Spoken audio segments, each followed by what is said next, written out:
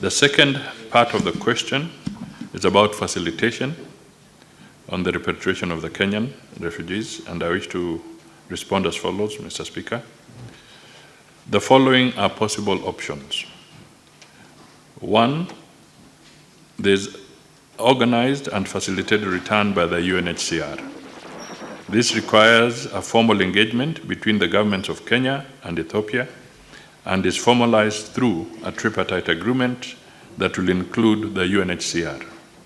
It will require a rigorous process that entails internal survey to go and see visits, identification of settlement areas, signing of voluntary repatriation forms, and other bureaucratic processes. This option may not be immediate as it requires time in order to fulfill all the requirements. There's also the self-organized or self-return, which is usually spontaneous, and the role of the UNHCR in this option will be limited to provision for information and funding to facilitate the return of the refugees. This option requires the government of Kenya to facilitate receiving and resettlement of repatriated individuals. Third, due to the proximity of the refugees to the Ethiopia-Kenya border, their families in Kenya, including the possibility that they cross over to Kenya to visit their families, UNHCR prefers the self-organized return. For repatriation to take place, the refugees must desire to return, and the Kenya-Ethiopia governments should engage in consultations facilitated by the UNHCR Regional Bureau and local UNHCR offices. Currently, as I said, 4,993 individuals have expressed their desire to return back to Kenya, and the process of repatriation should begin. The third aspect was the measures put in place to ensure successful reintegration of the repatriated refugees into the local community. Mr. Speaker, again, this has quite a number of issues which I'll try and run through. They may not be exhaustive, but it's important. There are a number of concerns which need to be addressed that have been expressed and should be addressed before repatriation can take place. These include the following. One, where will the displaced persons return to? How will they be accommodated? That is land, housing, among others. The refugees have been relying on humanitarian assistance to access basic services, and they will need similar support until they are fully integrated. We will have to deal with the issue about their safety and security in the settlement areas. There has to be a proper formal reception organized. We also have to cater for their material safely of the younger generation who are born in Ethiopia. The refugees will require assurance of legal safety, rehabilitation, creation of livelihood opportunities, and in some instances, repossession of property, including ancestral land. We will also have to address intermarriage, births in Ethiopia, and confirmation of documentation for spouses and children. There's also need for mutual recognition of the documentation of issues to the refugees because we are dealing with the other country as well. Finally, the question of whether the government will compensate the refugees. With regards to compensation, Mr. Speaker, the government only facilitates return and reintegration into the Kenyan society for any Kenyan refugee granted asylum by any country. No compensations are paid by the government for any returning Kenyan. What do we consider as the way forward? One, repatriation of refugees should be undertaken for those who are willing to return, as it must be voluntary. based on an informed choice and consent to return given by the refugees to avoid coercion and prosecution. It should also be done with dignity, and we hope this process can commence as soon as possible. Kenya should also ensure returnees are safe, devoid of discrimination, provided with basic services and access to essential services to avoid being exposed to another cycle of displacement. We must also engage and coordinate with the UNHCR, Kenya government, and Ethiopia government to facilitate the return of the refugees, including on the required legal formalities, particularly documentation. The send-off from Ethiopia and the reception in Kenya should be done simultaneously. We also have to identification of settlement areas for the returning refugees in coordination with local authorities so as to guarantee safety and security in the resettlement areas. The government will also be looking at how to ensure access to basic foods and services such as health, education, non-food items, shelter, and livelihood opportunities. As I conclude, Mr. Speaker, I wish to reiterate that the ministry remains seized of the situation in the region. A lot has been done, however, much more remains to be done. The ministry appreciates the continuous support of the Senate and further requests that the Senate advocates for more resources to be put at our disposal for comprehensive data acquisition and integration to ensure that we remain seized and fully prepared for the changing dynamics globally. Mr. Speaker, I submit. Part A, that is on the information on the number of Kenyan refugees in Megado and Dilo towns. Let me respond as follows. The Kenya Borana refugees arrived in Ethiopia in 2005-2006 and settled in the Borana zone of the Oromo region in Dilo and Megado settlements. Their displacement was triggered by a series of inter-ethnic conflicts in Marsabit County, particularly the conflict between Borana and the Gabra ethnic groups over natural resources, grazing lands, contested and disrupted territorial boundaries, and of course local political dynamics. Most of the refugees originate from Marsabit County in the following sub-counties: Saku in Marsabit area, North Hor, Maikona, Dukana, North Hor and North Hor again, and Muyale sub-county. Upon arrival in Ethiopia, support and protection was initially provided by the Borana clan of Oromo region in 2007. They were registered by the Administration of Refugees and Refugee Affairs, ARA, of Ethiopia and UNHCR. They have continued to live alongside the host community, and ARA is currently known as the Refugees and Returnees Services of Ethiopia.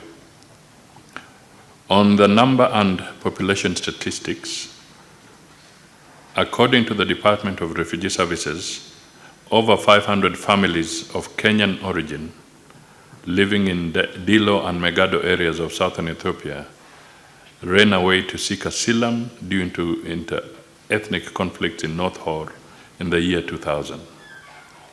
The conflicts culminated into what came to be known as the Turbi massacre.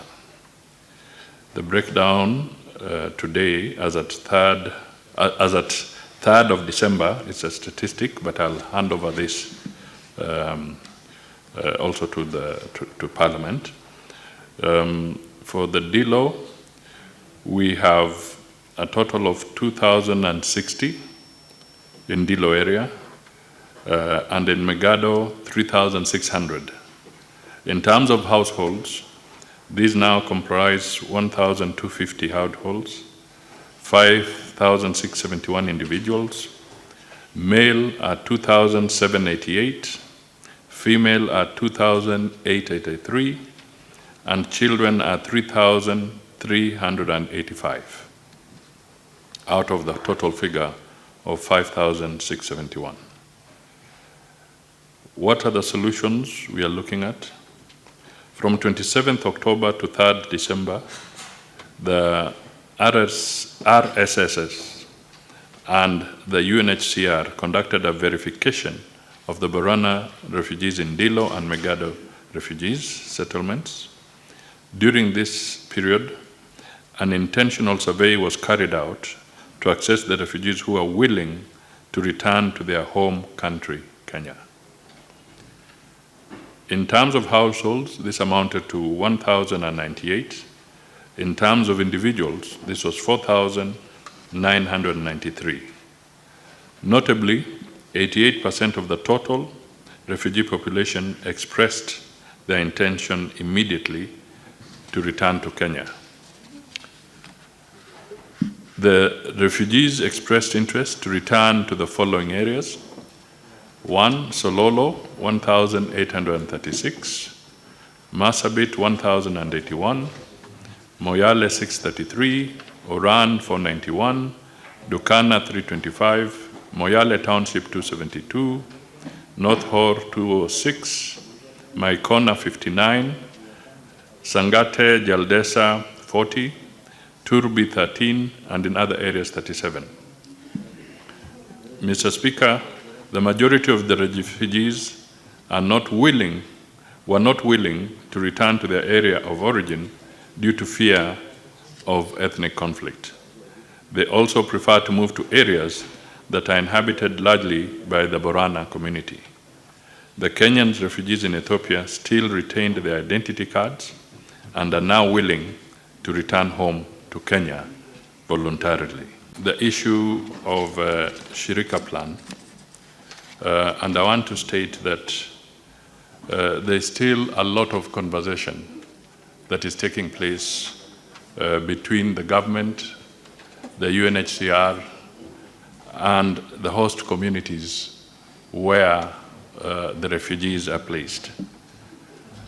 And specifically, if I talk to Kakuma and Dadaab, Mr. Speaker, Kenyans perhaps may need to be reminded in certain circles, not here, but out there, that we have had refugees who have stayed in these camps for as many as 35 to 36 years. Some have been born there. Some have no idea of where their parents migrated from and whether they know where they would be going if they went back. In both camps, this is a challenge that we still face. The second aspect is that the honorable members, I think it should be on record, that even as we speak, the situation in South Sudan is getting worse. And we are beginning to see again another inflow at the rate of about 20 refugees per day. So we are beginning to see certain circumstances that are giving us challenges. We also still remain with challenges of the Al-Shabaab and the conflict around the Somali side. And we also have sporadic conflicts along the Marsabit, Ethiopia border from time to time. So there is a serious security issue that has to be looked at regionally, but also internally by Kenya's security forces. The issue of the Shirika plan, when we say we are talking and it was launched formally, we are engaging so that as the process of looking at the policy moves on, we can also maximize what is going to be the benefit to the people of Kenya. Because we do not want, as somebody said in the differentiated, somebody mentioned the differentiated assistance. It is true that there was a means testing within some of these camps, and they would look at the status in terms of well-being or economic being of some of these refugees, and therefore that would determine the level of rations that certain families would get as opposed to others. Now, these are issues that, if not managed well, can also create a lot of tension in the refugee camps. And this may be part of the reason that there could have been some challenges recently in Kakuma, amongst others. So I just want to state that we do not want, as a government, to enter into any program that is fully funded by the government. We can only handle our position in the context of international obligations. And if the refugees are going to be here, then the institutions like the UNHCR, WFP, and others who support this program will also be talked to and urged to be more productive so that Kenya's resources are not fully deployed for that. Secondly, we do not want to have a situation where communities reach a stage where they feel that those who are refugees are living a better life than the Kenyans themselves. So these are very delicate conversations that keep going on between us, UNHCR, and the host communities where the refugees are. And it would be wrong if I made all this statement without really appreciating the generosity and the humanitarian nature of the communities that have hosted these refugee camps for as long as I have said, 35, 36 years. It is not an easy undertaking. It brings a lot of pressure on the resources in those areas. The other thing, when we talk of integration of the refugees, it has to be done carefully, because we also want to transit from a situation where refugees are just drawing from Kenyan resources. They must also be put to a situation where they contribute to growing the wealth of this country and not just taking from the people of Kenya. So the whole Shirika plan is premised on these basic principles and a few others. The issue of the refugees is a very complex matter. And I want to say that consultations and negotiations are going on. And appreciating that when you're dealing with refugees, it has to be voluntary. There can be no forced repatriation. So these discussions are going on between the government of Kenya and the government of Ethiopia and the UNHCR. And this is the reality of the matter. Mr. Speaker, for whatever it is worth, I just want to point out that we would not want Kenyans to be refugees anywhere. And if we had all the resources and all the planning, it would not necessarily take this long for the refugees to be to be repatriated. But remember, you have to do it voluntarily, because any forced repatriation will be contrary to the international law and matters of humanitarian rights. So we cannot force. We have to be, and that is why there's an elaborate process, which I've put in my statement, about preparing documentation and ensuring that the individuals, the households, voluntarily accede to repatriation. The second one is that our Department of Refugees is in touch and is seized with this matter, Mr. Speaker. So I can only say that we will continue working systematically to be able to do that.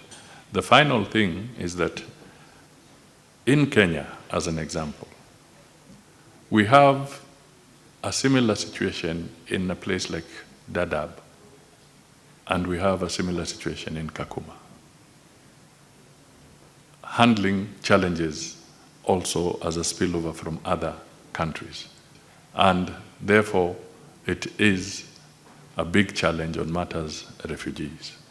So I just want to request the Honorable Member and the House to appreciate that this is a process and we have to do it so that we are not in breach of any laws, and to also make sure that the requisite resources are available to facilitate the smooth movement of the Kenyans who are out in Ethiopia.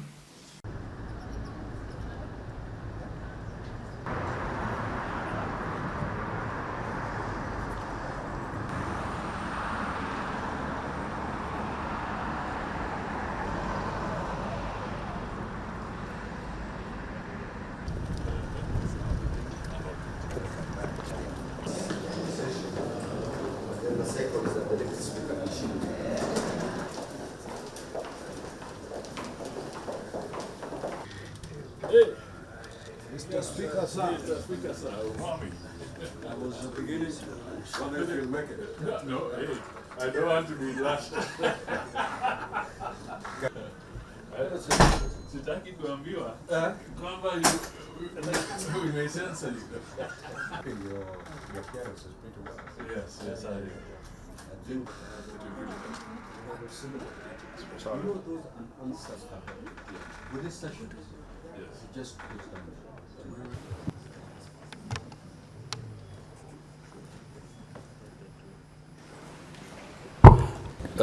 During the Senate Business Committee in its sitting yesterday, asked by honorable senators, and that is why those questions, he was not going to be able to appear. Questions are not contained in today's order paper.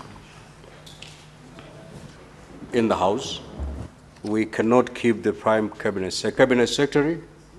We are extremely sorry.